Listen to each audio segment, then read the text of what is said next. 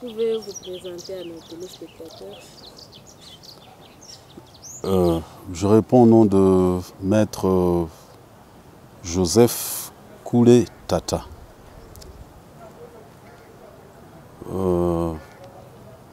Je suis un chercheur, spécialiste en droit de l'environnement et de la question des groupes armés. C'est mon domaine de recherche en fait. Et je suis doctorant en droit public à l'université catholique du Graben, à Butembo. Merci. Aujourd'hui, l'on célèbre la journée internationale des casques bleus. Et en RDC, on voudrait savoir à marge de cette journée quel est l'apport ou quel a été l'apport des casques bleus dans la pacification de la République démocratique du Congo.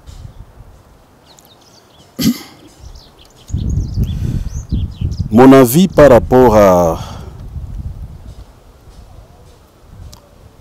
rapport aux résultats,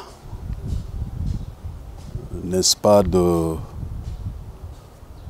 l'intervention, de la participation de la MONUSCO à la pacification de l'Est du Congo, et que le résultat est un fiasco. Pourquoi? Et je l'ai dit, je pèse mes mots et ça n'engage que moi. Je dis que c'est un fiasco parce que la MONUSCO, jadis Monique, est dans notre pays, n'est-ce pas, depuis 1999. Et elle a été envoyée ou déployée dans notre pays en vertu de la résolution 1279 par le Conseil de sécurité des Nations Unies. Et ils sont venus avec la mission. Ils, ce sont les membres de la MONUSCO. Avec la mission de stabiliser le Congo, un pays qui était en proie de conflits armés. Quand il faut stabiliser un pays, c'est-à-dire, on doit commencer d'abord par éteindre le feu qui s'y trouve. Depuis que la MONUSCO est là, je ne sais pas quel bilan eux-mêmes peuvent présenter. Sincèrement. Ils sont suréquipés. Ils ont tous les outils et tous les atouts nécessaires, n'est-ce pas, pour aider à stabiliser le Congo.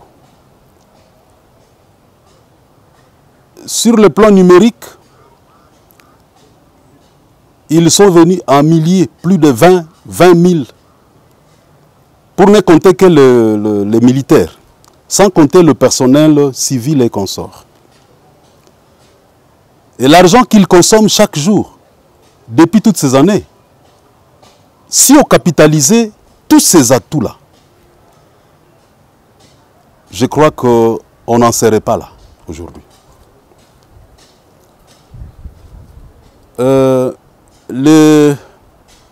La réponse que les éléments de la MONUSCO ont toujours, n'est-ce pas, adressé aux Congolais lorsque les Congolais semblent être exigeants. Ils nous disent qu'ils sont venus nous accompagner. Notre sécurité, la stabilisation du Congo, c'est d'abord l'affaire des Congolais. Ce sont des propos révoltants. Des propos révoltants. Même un médecin, quand il tombe malade, il fait appel à un autre médecin. Et celui qui vient soigner son confrère médecin ne dira pas, tu connais la médecine comme moi, tu sais soigner, soigne-toi. Non. S'ils sont venus, c'était pour nous aider à stabiliser le Congo, parce que nous avions certaines difficultés. Et tous les atouts qu'ils avaient, ou qu'ils ont avec eux, il devrait les mettre à profit, réellement à profit, pour que nous puissions atteindre un certain résultat. Et si on essaie d'estimer cela à terme des pourcentages, vous estimez qu'on est à combien de pourcents des réalisations de la MONUSCO? Quand je parle d'un fiasco, je ne veux pas verser dans les statistiques. Mais en général, ce n'est un secret pour personne. Et on n'a pas besoin d'être savant pour le constater.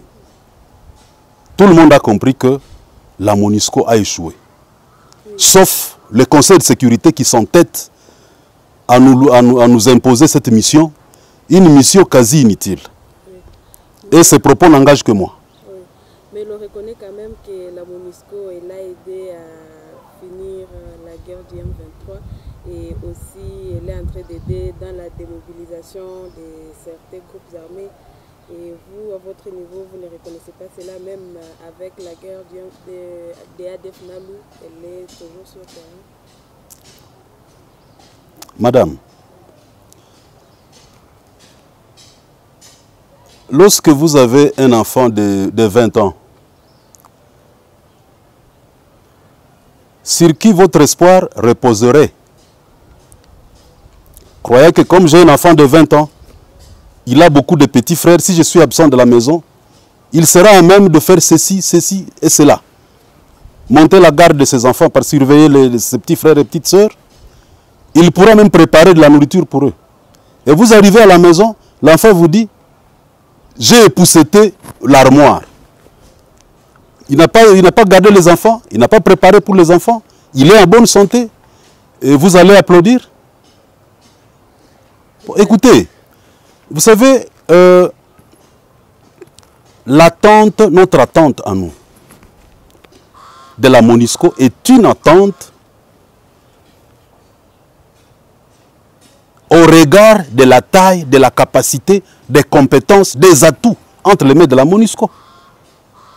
Ce que la MONUSCO fait, c'est quelque chose, mais de très, très minimisable par rapport à ce qu'elle est en mesure de faire. Je vais vous donner un petit exemple, rapidement. Vous allez dans le parc national de Virunga. Comme je suis amoureux de l'environnement, il faut que je commence par là. Il y a des camps de groupes armés, tels que les FDLR, les Nyatura, établis dans le parc. Ils ont même construit des camps, visibles même de loin. Vous voyez des bâches, et tout le monde sait qu'à tel endroit, il y a des gens comme ça. Si notre armée est limitée, notre pays se recherche encore. Nous sommes comme un bébé qui cherche à croître. C'est pourquoi nous envoyons la MONUSCO, pour qu'elle nous aide à nous relever.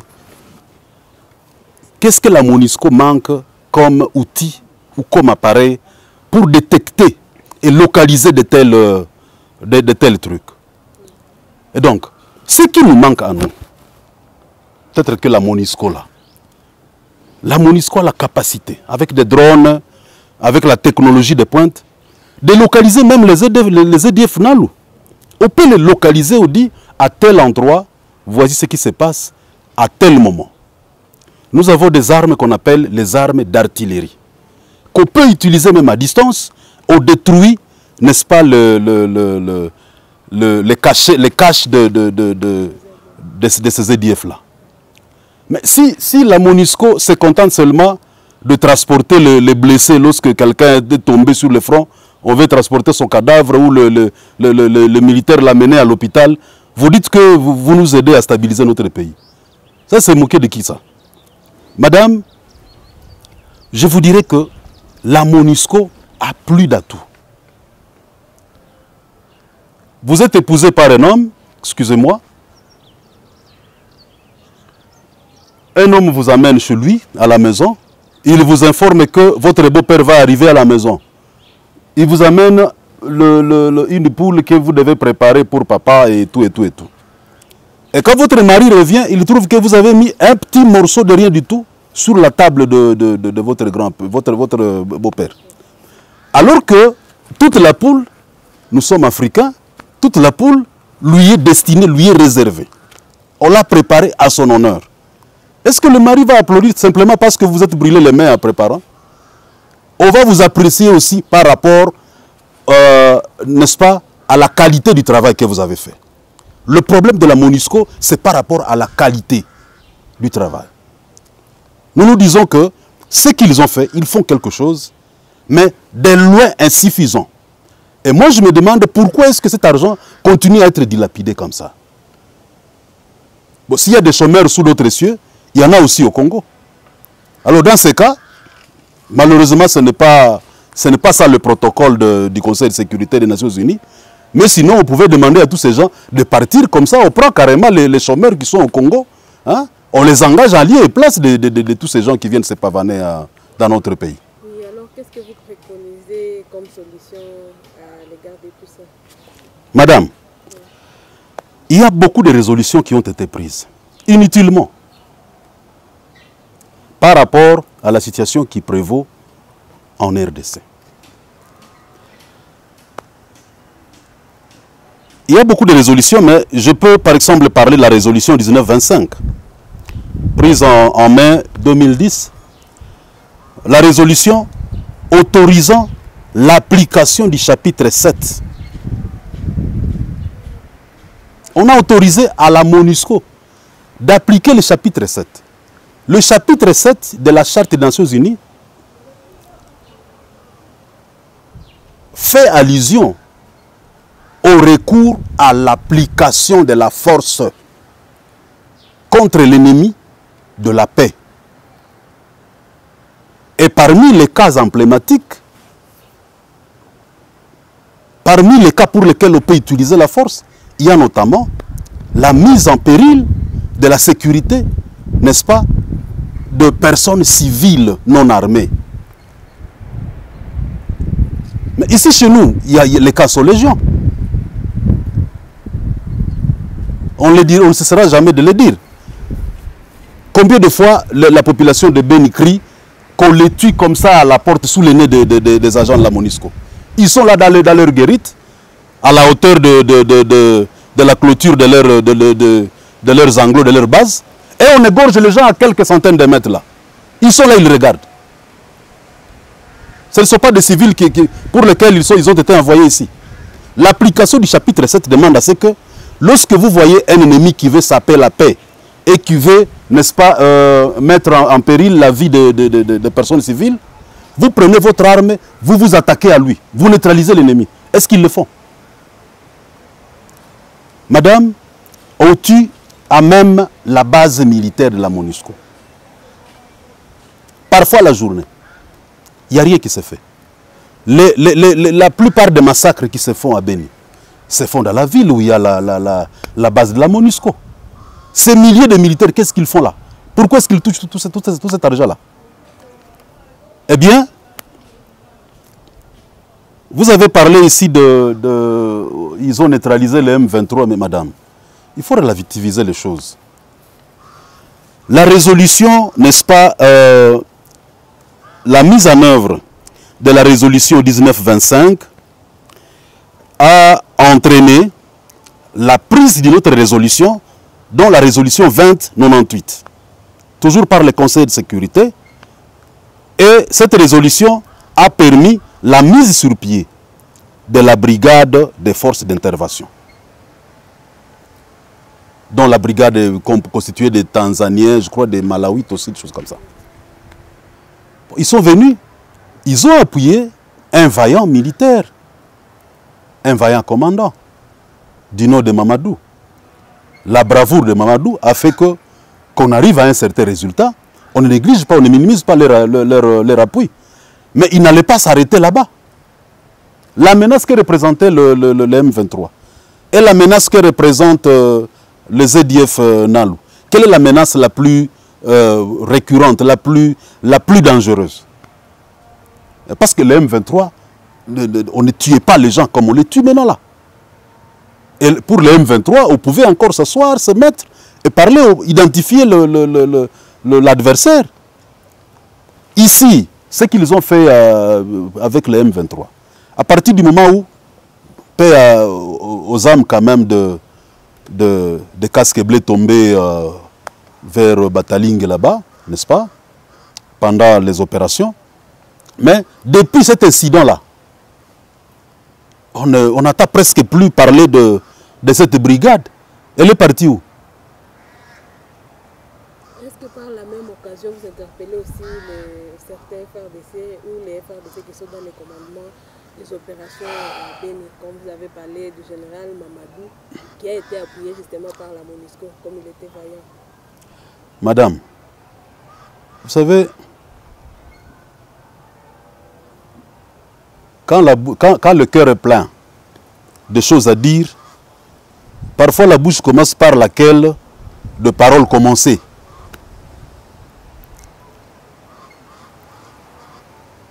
Par rapport à notre armée, il y a beaucoup à dire. Je ne mets jamais ma langue dans ma poche quand il faut parler de la sécurité de mon pays. Je suis patriote et en tant que scientifique, je dois apporter une part de ma contribution à travers ma réflexion et mes analyses.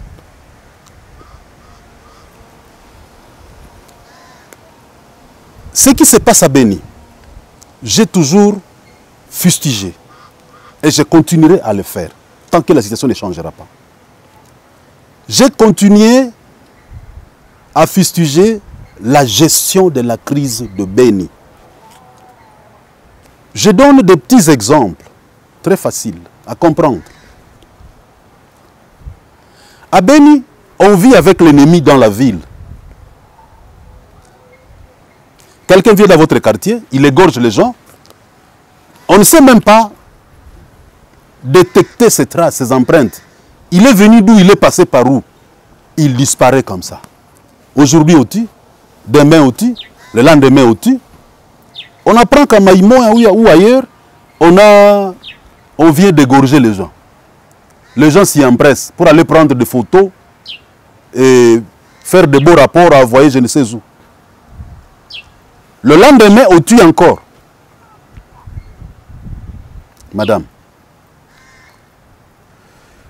je ne veux pas parler beaucoup de FARDC aujourd'hui.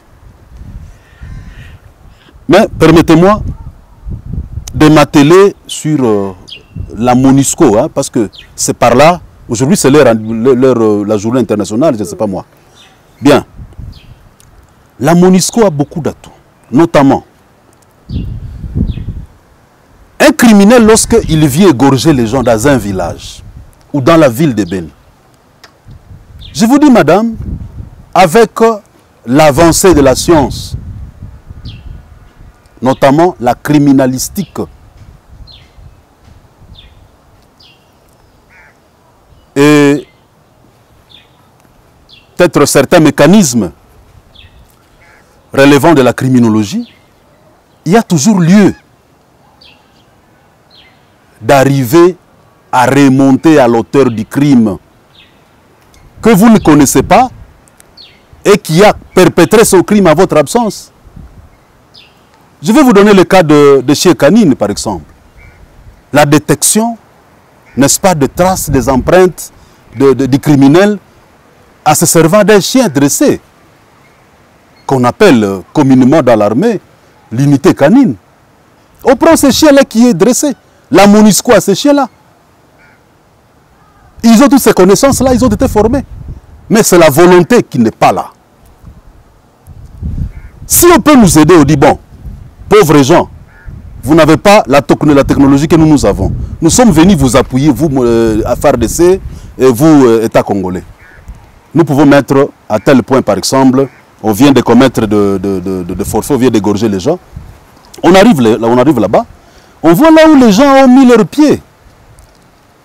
Tout criminel, même s'il est méticulé, je ne sais à quel niveau, il laisse toujours quelque chose. Soit les empreintes de ce doigt, soit les traces de ses semelles. Vous arrivez dans une brousse de Manguina, là où les gens marchent pieds nus, et vous voyez les traces de bottines. Différents, n'est-ce pas? Des bottines différentes des bottines que nous utilisons dans nos activités champêtres. Les enquêtes peuvent commencer par là. Les chiens peuvent vous amener jusqu'à même 50 km dans la brousse. Là où ces bandits-là sont terrés, vous allez les trouver. Ce n'est pas à moi de leur apprendre tout ça, ils le savent. Mais la volonté n'est pas là. Personne n'est préoccupé par cette histoire. Bon, on se demande s'ils sont venus nous aider à stabiliser réellement. Parce que le concept de la stabilisation, c'est un concept qui fait mal à l'attendre. Qui est venu stabiliser quoi? Comment? Et où? Je vous dis avec le drone, sans crainte d'être peut-être abattu à bord de l'avion, vous envoyez votre drone, vous restez dans votre petit bureau, vous pouvez prendre toutes les images.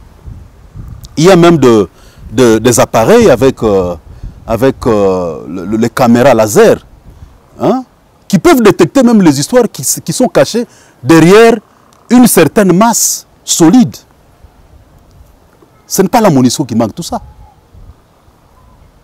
Pourquoi on ne met pas tous ces atouts-là à profit? Une autre technique de la criminalistique. Un bandit vient d'égorger quelqu'un quelque part.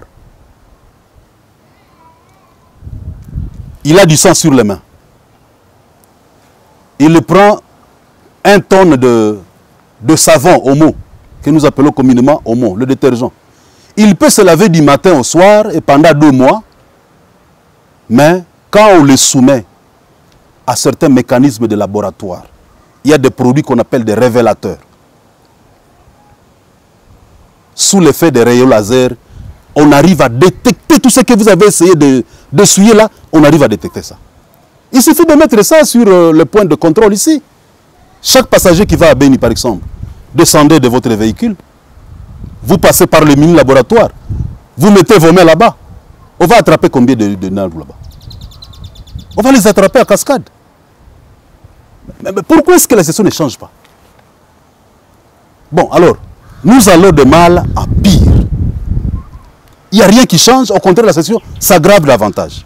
Ils sont venus nous accompagner dans notre mort, ou ils sont venus nous aider à cesser de mourir. Ce massacre de honte.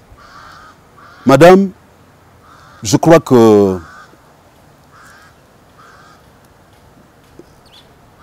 la population n'a pas tort, notamment celle de Beni, et de partout d'ailleurs au Congo, qui a demandé à ce que la MONUSCO parte. Parce que leur présence, pour moi, je dis bien que c'est une présence inutile. Et je m'assume.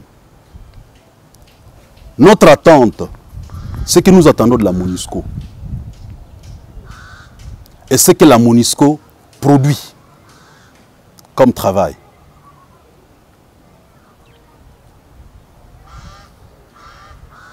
Vous savez, ça fait très mal. Hein? Quand vous êtes un enseignant, vous mettez tous les enfants dans les mêmes conditions en classe. Vous vous efforcez pour que tous les élèves soient actifs et arrivent à assimiler la matière. Vous remarquez qu'il y a des faibles. Vous les ramenez au premier banc pour qu'ils cessent d'être distraits, qu'ils vous suivent. Vous leur posez des questions tout le temps pour retenir leur attention. Quand il échoue à la première question, il dit non, moi je dois suivre parce qu'il va me poser la seconde question, je ne vais pas être humilié dans la classe. Mais il échoue toujours. Et à la fin de l'année, il a 15%. 15 sur 100. Alors qu'il y a d'autres élèves qui atteignent 80% en classe. Vous croyez que ça fait du bien? Ça fait de la joie à l'enseignant? Parce que l'élève, vous vous dites, il a peut-être les mêmes atouts que les autres élèves. Il a des yeux qui ne sont pas malades. Il sait lire. Il peut voir ce que j'écris au tableau. Il a une audition qui est impeccable, qui est bonne. Bon. Qu'est-ce qui lui manque? Vous descendez avec votre méthodologie pédagogique jusqu'en bas, mais l'élève ne parvient pas à assimiler, à cerner ce que vous voulez dire par 1001 moyens. Alors, vous allez arriver à une conclusion telle que la place de cet élève n'est pas dans ma classe. Il fallait peut-être qu'on recule l'élève d'1 année ou de 2 ans. Pour moi, s'il faut juger la MONUSCO par rapport à leur bilan, leur place n'est pas au Congo. Il faut laisser les Congolais se débrouiller d'eux-mêmes. Mais une présence inutile, à quoi ça nous sert? À quoi est-ce que ça nous sert? Ou alors que le Conseil de sécurité nous donne l'autorisation, qu'on fasse une autre résolution qui va nous permettre à nous de juger la MONUSCO par rapport à leur bilan. Parce que quand nous voulons ouvrir notre petite bouche, il y a le Conseil de sécurité qui dit non, nous renouvelons le mandat, malgré vous. Même le gouvernement, à un certain moment, a demandé à ce que la MONUSCO débarque du Congo. Mais le Conseil de sécurité dit, nous nous en foutons de votre petite souveraineté, c'est nous qui décidons à votre lieu et place. Et ça fait très mal lorsque les gens continuent à mourir comme ça se passe à Beni. Moi, je pense que la MONUSCO ne fait pas le travail à la hauteur de ses capacités et de ses compétences. À la hauteur de ses compétences, quelqu'un qui a mesure de soulever 100 kilos, quand il vous dit non, moi je ne peux soulever que 20, et c'est tout. Si c'est un travailleur, il faut le chasser. Vraiment, celui-là ne mérite pas de demeurer dans votre entreprise. Parlons maintenant des forces loyales. Pour ne pas penser que j'ai fui votre question. Madame, les forces armées, nos forces armées, c'est une armée qui a beaucoup de problèmes. Quelque part, je la félicite de pouvoir se débattre dans sa confusion. Parce qu'il y a trop de confusion. On ne sait pas qui est qui. On soupçonne des intrus là-dedans. On ramasse des gens qui viennent, je ne sais pas moi d'où, dans des groupes armés, ils viennent entrer dans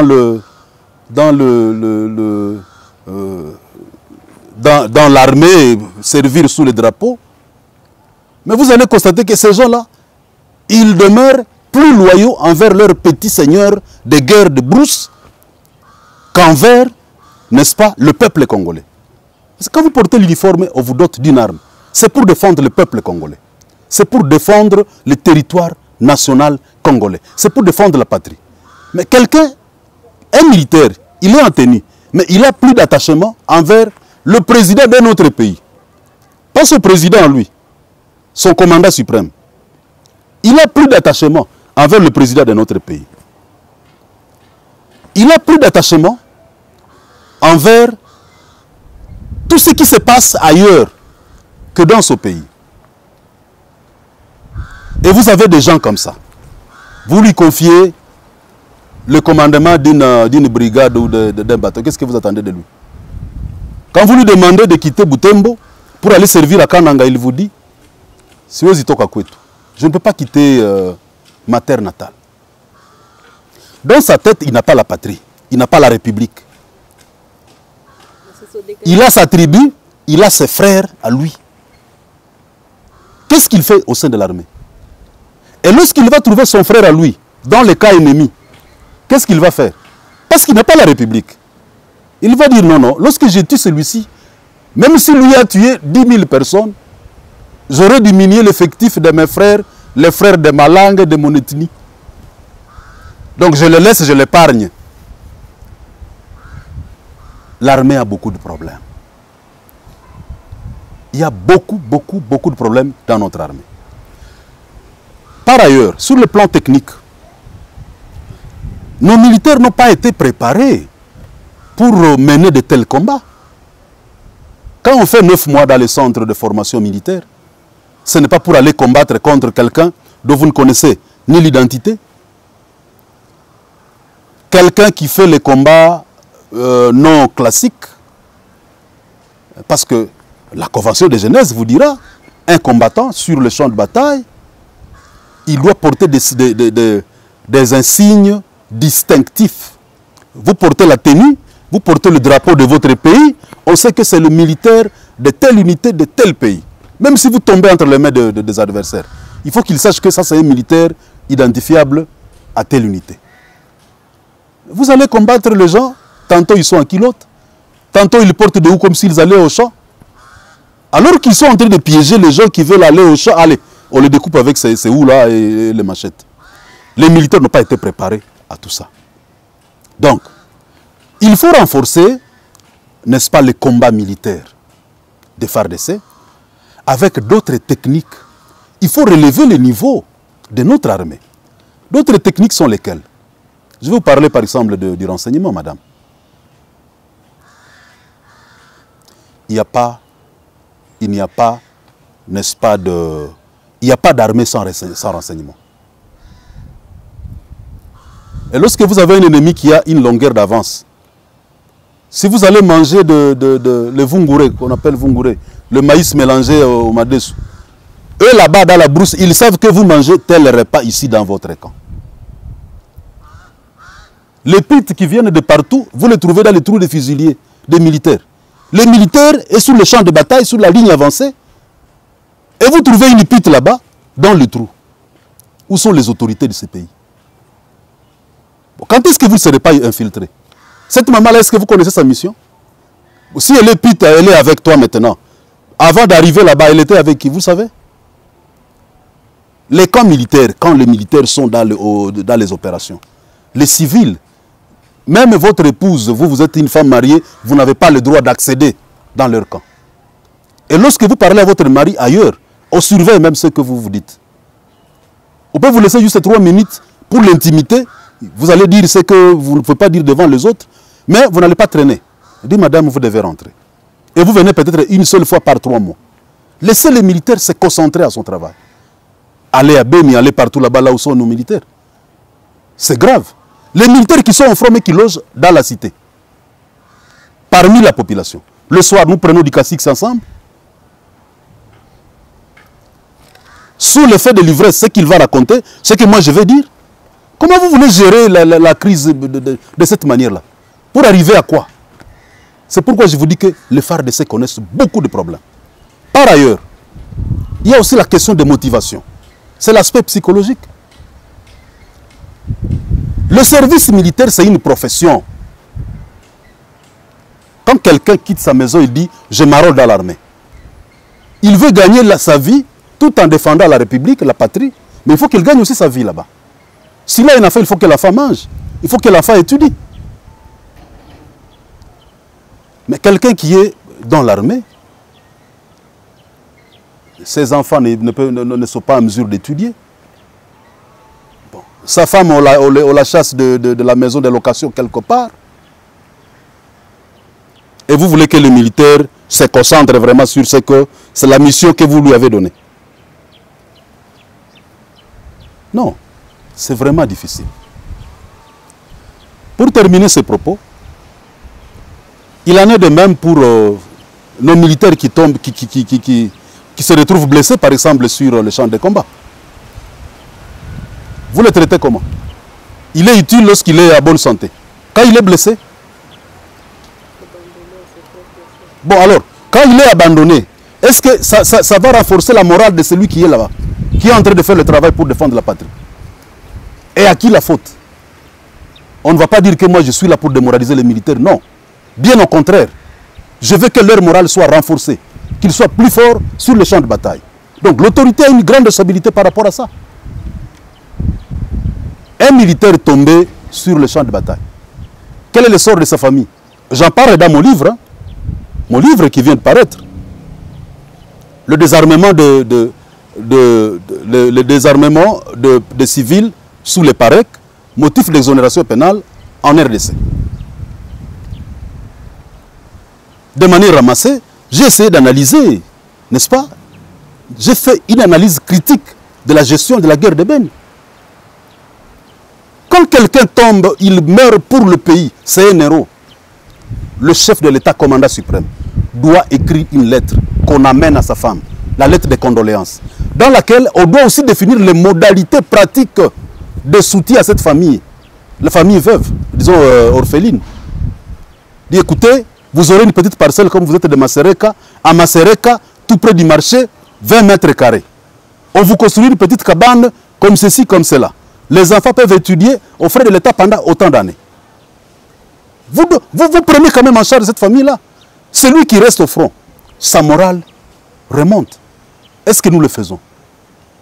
Les services qui pilulent là, qu'on ne veut jamais réformer, qui sont là uniquement lorsqu'il y a un véhicule qui entre, un nouveau véhicule, à Butembo, ils traquent le véhicule pour percevoir de l'argent. Et leur travail, c'est quoi? Ce n'est pas de dénicher les ennemis. Quand ils entrent dans des villages, ils viennent entrer dans des marchés, ils cherchent comment ils vont venir nous massacrer la nuit. Ce n'est pas ça leur travail. Et on les laisse là-bas, 20 ans, 30 ans, ils sont les mêmes gens, dans le même village, dans les mêmes villes, alors qu'ils ne font rien. C'est une responsabilité partagée. La faute n'incombe pas à l'armée. La faute revient à celui qui gère l'armée. Il la gère très mal. Cela, ce n'était qu'un ajout par rapport à tout ce que je disais, n'est-ce pas, sur le mandat de la MONUSCO, un mandat qui nous... Un mandat qui nous paraît tout simplement périlleux. Donc, voilà ce que je peux dire, madame. Oui, et par rapport à l'insécurité à l'Est, l'insécurité a commencé bien même avant l'arrivée de la MONUSCO. Comment le pays à ce niveau lui aussi a géré cette crise et est en train de gérer la crise même jusqu'à ce jour? Madame, vous savez, dans ce pays, nous avons tout, sauf le leadership capable. Je l'ai toujours dit, nous avons la médiocratie à la tête de ce pays. Je le dis, je m'assume.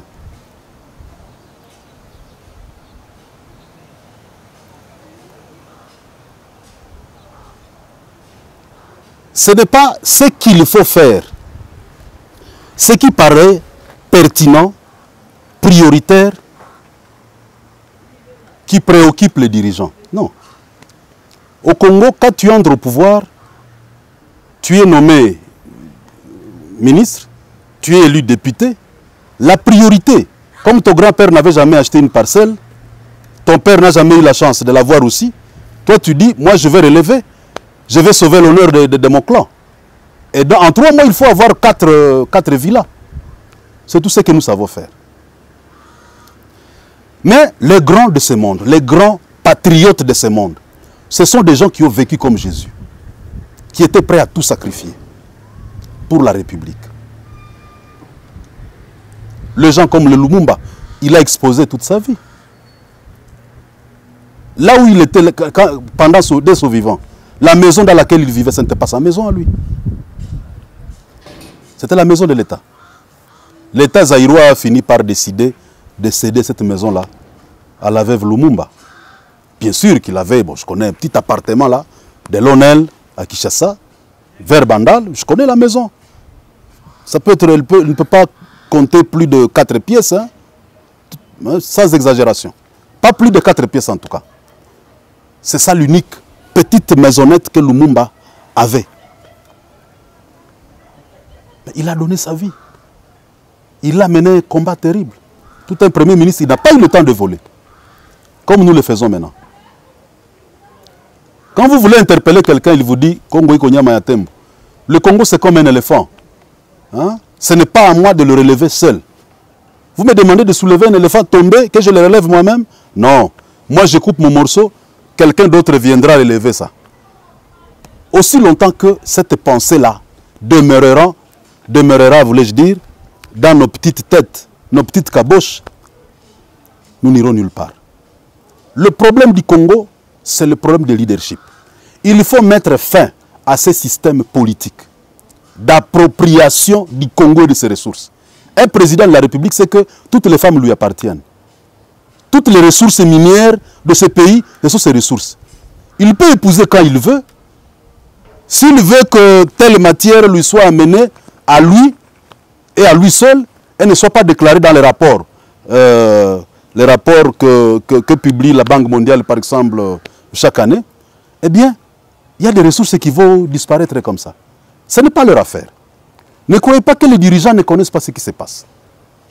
Dans mon ouvrage, j'ai essayé d'épingler un peu la situation que nous connaissons au niveau de nos frontières avec les pays limitrophes. Dans certaines villes, vous allez trouver la plupart des agents qui travaillent dans les services de l'État et des services stratégiques. Ce sont les enfants de notre pays. Vous voulez sécuriser la frontière, que les armes n'entrent pas, n'est-ce pas? Que les groupes armés ne fassent pas mouvement de trafic à ce niveau-là pour venir saper votre sécurité à l'intérieur. Mais c'est lui que vous mettez là-bas. quand il y a le président X, que je ne vais pas citer ici, qui fait un discours, il applaudit, et ce jour-là, il ne va pas travailler. Il est collé, cloué à la télévision. Quand il apprend que Tshisekedi fait un discours, ce n'est pas son problème. Ça ne l'intéresse pas. Le gouverneur est allé participer, ce n'est pas son affaire. Parce que son père, son grand-père et tout le monde se trouve de l'autre côté. Il est de là. Mais parce qu'on a mené une rébellion à un certain moment, et il fallait profiter, prendre tous les siens, hein, les amener au pays, les installer, et ils sont là. Et vous voulez renforcer la sécurité, vous voulez que le pays marche avec des choses comme ça, et quand vous le dites aux dirigeants, ils vous disent, ce n'est pas ma préoccupation. Ma préoccupation, c'est de faire 5 ans ici sans être dérangé. Et être à même de renouveler les 5 ans là. Pour en arriver à 15, 20, pourquoi pas 60 ans au pouvoir. Alors, moi je crois que la solution pour le Congo, c'est étudier le mécanisme de créer ou de susciter une rupture avec le système politique actuel. Et ce que vous appelez démocratie aujourd'hui. La démocratie que vous chantez dans vos médias là. Ça, c'est endormir les gens debout. Il n'y a pas de démocratie au Congo. Tout ça, c'est un système ici de raflouer les gens. Mettez tous ces gens, n'est-ce pas, mettez fin à ce système politique, que ces leaderships médiocres prennent fin, et nous pouvons décoller comme ailleurs. Oui, et par rapport à ça, vous avez parlé de nos forces armées, vous avez parlé de la MONUSCO et même des gens qui nous dirigent. Et par rapport maintenant à la population, quel conseil vous pouvez avoir à donner au peuple congolais? Au peuple congolais, je voulais conseiller ceci. Nous devons éviter absolument de nous mettre en tête que c'est fini pour nous, qu'il n'y a aucun espoir pour le Congo. Il y a beaucoup de gens qui chantent que quand l'Occident n'aura pas décidé, non, l'Occident n'a pas de problème. L'Occident, c'est comme le thermomètre. Quand il fait chaud, hein, votre mercure monte. Quand il fait froid, il descend. L'Occident se comporte conformément à la nature, n'est-ce pas, de la personne que nous sommes. Je crois que la population devrait prendre les choses en main. Il faut qu'on arrive à une étape où nous allons même commencer à exiger des résultats de notre armée. Ouais. On demande, n'est-ce pas, même par des pétitions. On dit, monsieur le chef d'état-major de général ou bien le ministre de Justice, depuis que tu es au pouvoir, depuis que tu as le ministère de défense entre tes mains, nous ne voyons pas de résultats. Quand on apprend que quelqu'un a volé, comme ceux qui ont volé à Kinshasa, ils ont détourné les biens d'autrui. Bon, en fait, entre guillemets, ce sont des suspects. Il ne revient qu'au juge de confirmer si oui ou non, ils ont volé. Quelqu'un a détourné l'argent de l'État. Ou quelqu'un est entré au pouvoir, il s'enrichit outre mesure. Il a Kingakati, il a ceci. On ne sait pas où il a tiré cet argent-là. La population doit aujourd'hui se mettre en tête qu'il doit passer à l'étape où il doit être plus revendicatif et plus exigeant. Nous demandons à ce que tel nous dise où est-ce qu'il a eu tel argent, par exemple. On dresse une pétition et on demande à ce que la justice fasse son travail contre la... Oui, monsieur Joseph Kouletata, est-ce qu'on peut dire que... Hein, pourquoi, on se pose la question de savoir pourquoi le Conseil de sécurité des Nations Unies insiste que la MONUSCO reste au Congo alors que les Congolais disent qu'il n'y a pas de résultats qui les prouvent que la MONUSCO est en train de travailler. Bon, je ne saurais pas entrer dans les secrets du Conseil de sécurité. Je ne connais pas leur motivation, mais je constate qu'ils s'entêtent à ce que la MONUSCO reste ici. Et vous allez voir, vous allez constater que depuis qu'on les a chauffés à Beni, hein, en leur demandant, en exigeant coûte que coûte leur départ, et qu'il y a eu des marches partout, la dame représentante du secrétaire général des Nations Unies, Leila Zerigui, je ne sais pas, essaie de se remuer, mais il n'y a pas grand-chose.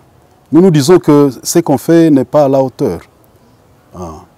Est-ce que vous soupçonnez une complicité de leur part? Il n'y a rien à écarter, madame. On ne peut pas qualifier ou accuser la MONUSCO comme organisation des complices de l'ennemi, directement comme ça.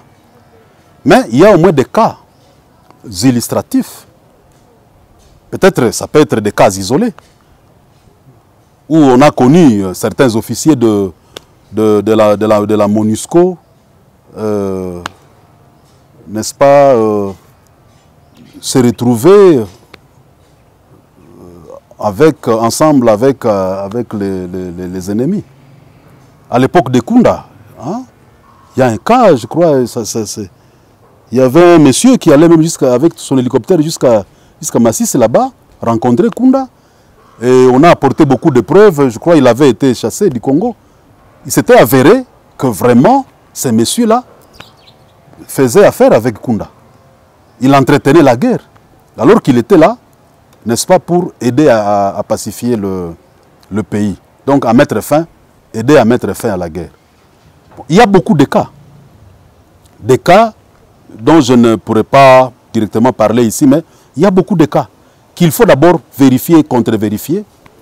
Mais on accuse beaucoup des éléments de la MONUSCO d'être des mèches avec l'ennemi. Même les gens de Beni, ce n'est pas un secret. Dans beaucoup de rapports de la société civile, même la population criait là-bas.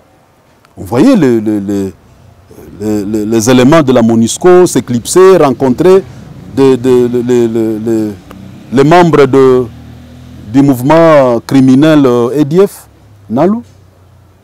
Alors, est-ce que nous pouvons directement généraliser la situation? Je ne crois pas. En tant que juriste, je ne crois pas qu'on peut partir de cas comme ça pour incriminer toute une organisation, non. Néanmoins, moi, je me limite en constat du bilan de la MONUSCO. Le bilan. Si nous demandons à madame la représentante de se mettre debout devant le peuple congolais et présenter le bilan, nous allons lui présenter les problèmes. Voici les problèmes sur terrain. Alors, toi, tu nous présentes ton bilan. Par rapport à telle situation, qu'est-ce que tu as fait? Par rapport à telle autre, qu'est-ce que tu as fait? Dernièrement, nous avions suivi tous un honorable de Beni qui parlait de... Non, un honorable un élu de Goma, je crois. Un certain Kassé, quoi. Qui faisait, n'est-ce pas, qui faisait allusion à un rapport de la société civile, lequel rapport fustigeait le fait que sur 23 appels de la population alerte les autorités, alerte la MONUSCO, dit les ennemis, nous les constatons, nous constatons la présence des ennemis dans notre quartier, dans notre milieu de vie. Venez vite parce que le pire risque d'arriver. Et sur 23 appels, on avait parlé d'au moins 16 qui n'avaient jamais eu d'écho. 16. Il y avait eu au moins 3 alertes qui avaient eu de suite, mais une arrivée tardive, après qu'on ait égorgé les gens. Et vous imaginez le reste des cas. Donc, nous nous disons que, je ne sais pas quel, peut-être devant le Conseil de sécurité, mais devant le peuple congolais, je ne sais pas si vraiment ils ont un bilan à présenter. Surtout nous, de l'Est, nous qui vivons les affres de la guerre ici. Je ne sais pas s'ils peuvent se tenir et nous dire, voici le bilan de notre mission. Là, nous risquons de leur attribuer un courage, non, un courage étonnant. Parce que pour prendre un courage comme ça, ça doit dépasser quand même la limite du raisonnable. Quand vous savez que vous n'avez rien fait et que vous venez vous vanter devant les gens, non, ça doit étonner plus qu'un. Donc en réalité, est-ce que c'est aujourd'hui qu'il faut changer? Est-ce qu'il faut changer? Changer foncièrement? Ça fait combien de temps que la situation de Beni entre soulèvement de la population et tout contre la MONUSCO s'est produit? Ils ont promis un changement. J'aurais aimé apprendre qu'ils ont présenté, par exemple, ils ont amené des mécanismes, ils ont amené certaines facilitations qui ont permis à ce que les Nalu qui passent la nuit dans les villas à Beni et dans les hôtels, qu'on soit même, par exemple, de les appréhender. Ou qu'on soit en mesure de démanteler les Nalu qui sont dans la brousse là-bas. Parce qu'on vous dira toujours, on a démantelé tel bastion de ZDF Nalu. Vous arrivez, vous bombardez un lieu, peut-être que ces ennemis-là étaient déjà informés avant que vous n'arriviez. D'ailleurs, eux-mêmes les informent. Tambour battant, ils les appellent la média, vous venez là-bas, vous filmez, nous allons vraiment, nous allons battre, vous informez l'ennemi pour qu'il prenne fuite ou quoi? Et par rapport, vous avez... j'aimerais finir ces propos, madame. Vous allez constater qu'on a quitté, on a récupéré tel bastion. On a récupéré tel bastion. Mais dites-nous aussi, nous y avons tué autant de rebelles. Mais si le rebelle s'est seulement retiré, il vous laisse la place et il tourne derrière votre dos et il va assassiner encore la population. Vous avez récupéré quoi? La population a besoin, n'est-ce pas, des preuves tangibles, du résultat tangible, palpable. Nous n'avons pas besoin de cette distraction-là qu'on nous fait jour et nuit. Oui, vous avez dit que vous vous occupez aussi, vous êtes un chercheur en question des groupes armés. Et à l'heure actuelle, on peut dire il y a combien de groupes armés dans la région est du pays? Madame, les statistiques des groupes armés sont difficiles à établir. L'estimation a été toujours relativisée. Elle est toujours relative. Parce que les groupes armés, on peut avoir un groupe armé ce matin. À 12 h, il s'éclate en 3. Et 2 mois après, les deux sous-groupes disparaissent. Vous restez avec un groupe. Il est toujours difficile. Et donc, les groupes qui sont très actifs, qui sont très connus, on les connaît. Et on sait qu'ils sont un peu permanents dans les temps et dans la zone donnée. Et parce que vous ne saurez pas dire tel groupe armé est établi sur telle montagne. Non, ce sont des gens qui sont toujours en mouvement. Alors, les statistiques par rapport à l'effectif des groupes armés a toujours été difficile à établir. Mais nous savons que ça joue toujours dans une centaine. Les plus forts, peut-être, on peut les avoir dans une vingtaine, mais si vous prenez la totalité, on joue toujours dans une centaine. Parce qu'il y a certains qui disparaissent, il y a d'autres qui prennent corps, toujours comme ça. Monsieur Joseph Kouletata, la Moto TV vous dit merci. C'est moi qui vous remercie, madame le journaliste.